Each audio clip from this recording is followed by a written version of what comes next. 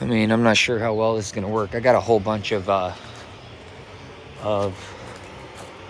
video on the GoPro I still need to edit, but with everything else, man, the editing, I have to start doing this every day. The easy way to do it every day is not from the GoPro, it's from the phone. It really is. But then when you're on the road, you want to have multiple phones in order to do that. Like, you need multiple phones in order to do that. So according to the airbrush paint, if I want to make any colors on this, I need to start with solid colors to begin with. So some of the things I didn't quite paint good enough, I need to cover up some more with white, if not with the same insulating reflective stuff. So I got to do some more work on the bus.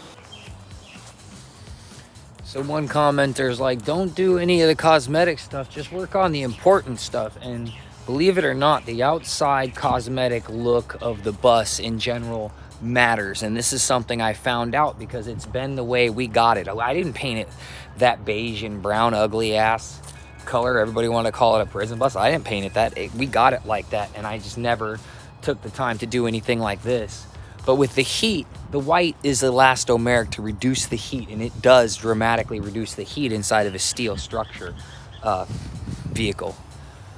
And then besides that, just having it to where it doesn't look like it's uncared for affects how other people interact with it, especially law enforcement and places that you pull into and try and camp and stuff like that. So having it just be an ugly giant turd is not beneficial to travels. Having it at least look like you care enough to put a little bit of work and a few $100s worth of paint into it goes a long way when you're interacting with the world outside of the thing.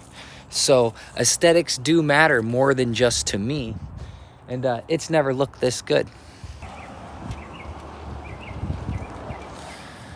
I liked the color blue, but now I'm looking at it with white and blue, and I'm sort of like,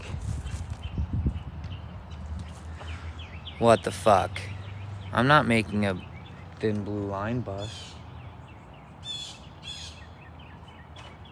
What the fuck, man? Alright. So I sprayed it in red and pulled all the paper because I can only spend so much time and money on this shit, right? And I'd already put the blue on it.